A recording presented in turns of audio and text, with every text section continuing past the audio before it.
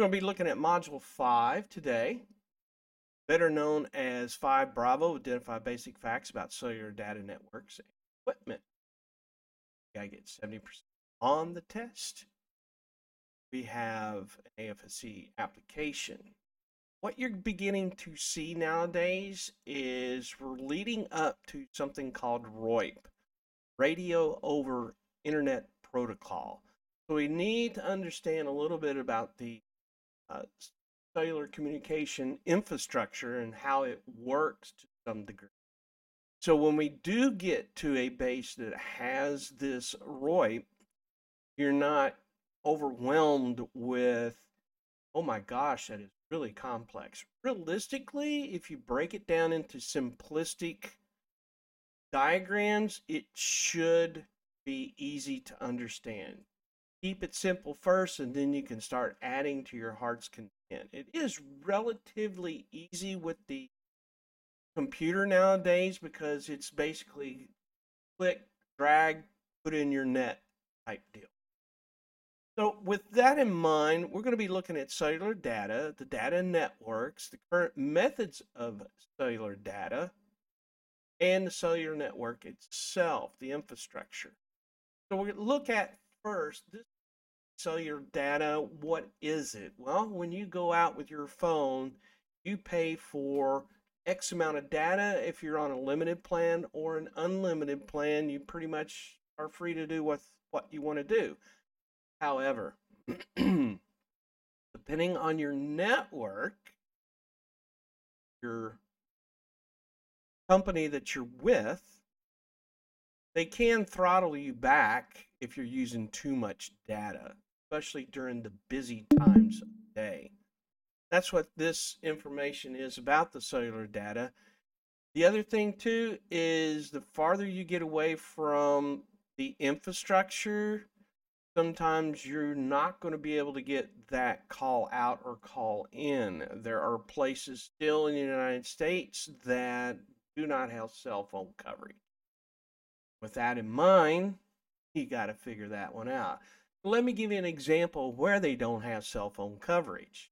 When I was stationed at Hill Air Force Base back in the late 90s, we had an F-16 crash in a test and training range area, about 26,000 square miles.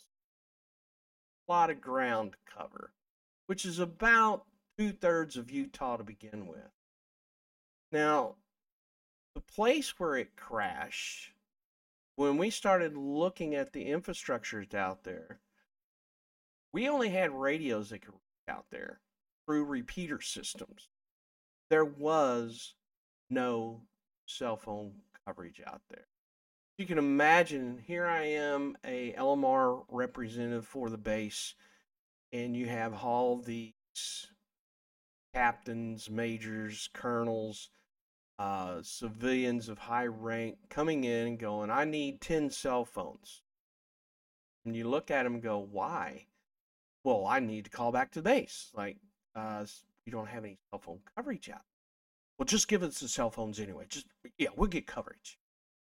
Well, believe it or not, when they went out there, as they were going out the door, my boss goes, listen, you're going to have to listen to him. And I handed them some radios and said, you might want to use these either on channel 1 or channel 2. They're program ready for you to. He came back about 2 or 3 days later and says, the cell phones don't work. I told you they wouldn't work out there. Well, pop one open, dial it out, and it works now. Well, it didn't work out there. That's because I told you there is no cell phone infrastructure out there.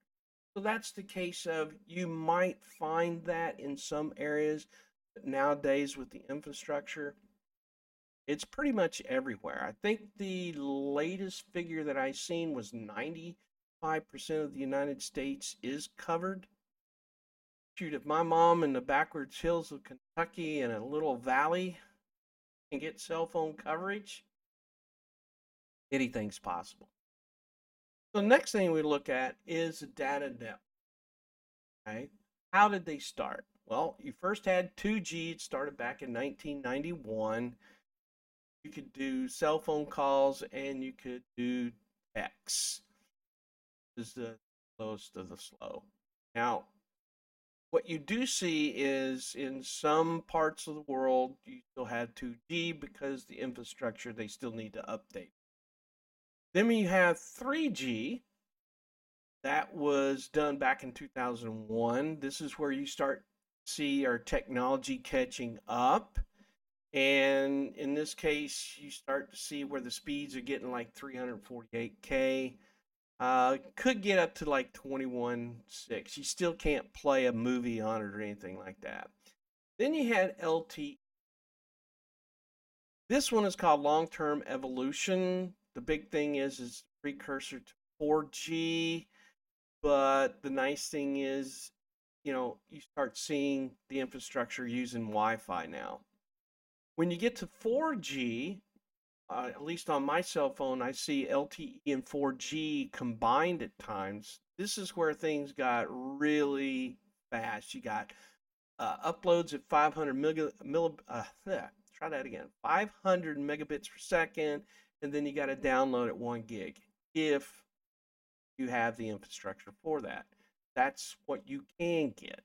So now you can start playing your movies, your Netflix, your Sling TV, whatever it is that you have on your phone, HBO Max. And now we get into the 5G. Now, this is still up and coming in most of your cities. The infrastructure has been converted. Down here on the coast, they're still working on it. You can get up to 1 gigabits per second. The idea here is everybody in the world is trying to get up to 5G. A lot of stuff on that 5G. So when you look at the overview, is my network. This is my cellular network. Added a few minutes ago. Ah, yes. Like I screwed up the overviews there.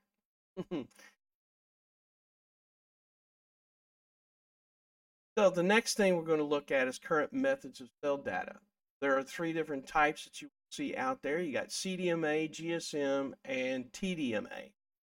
Now and we start out with TDMA and go to GSM and then CDMA. CDMA is the most current one. And what they like to do is there will be several frequencies out there that the cell phone can, what we call frequency hopping.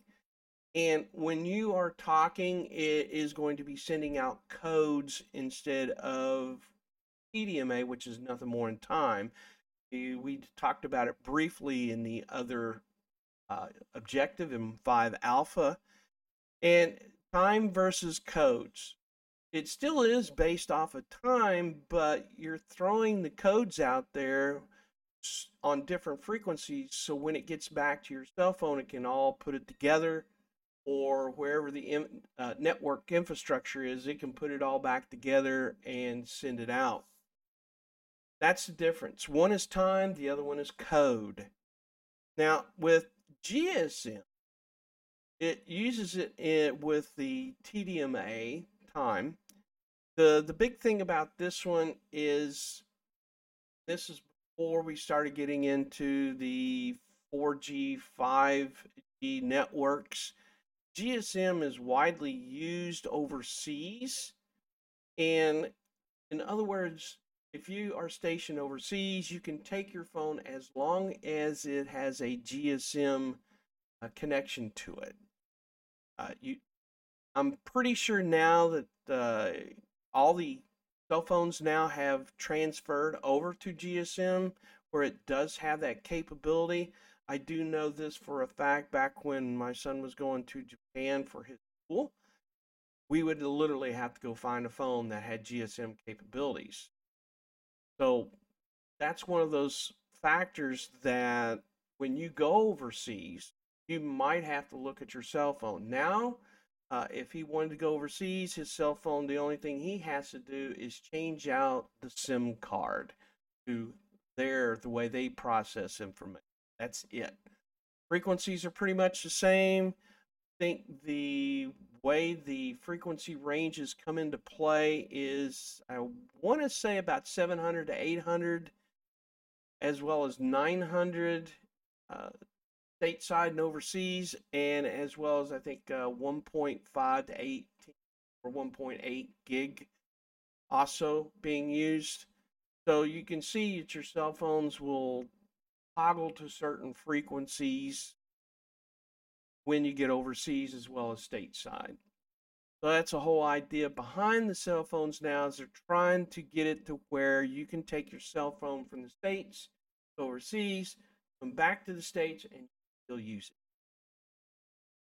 With cellular networks, however, this one is kind of one of those things with infrastructure. For example, if you were to get up on top of Jones Hall, and you can identify what a cell site looks like, you just look for a big antenna or big tower with lots of antennas on it to include parabolic dishes.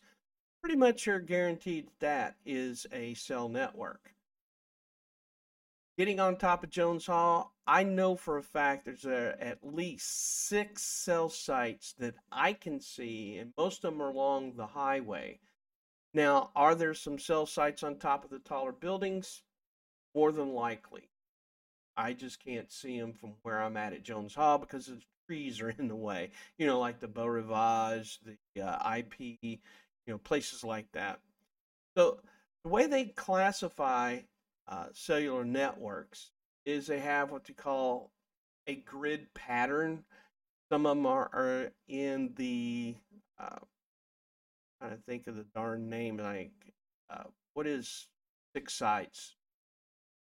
Hexagon networks. Hexagon.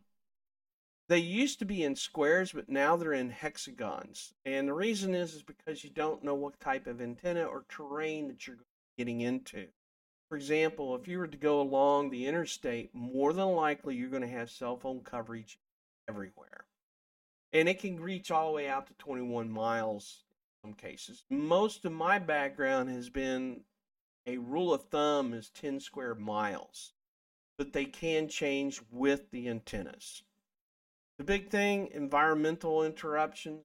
Well, no, these are pretty much line of sight items. For example, if you were to go to Mobile and cross the bay, you're going to go in a tunnel. So more than likely, you're not going to get your cell phone coverage or your GPS or your Sirius XM or whatever the sat radios are nowadays.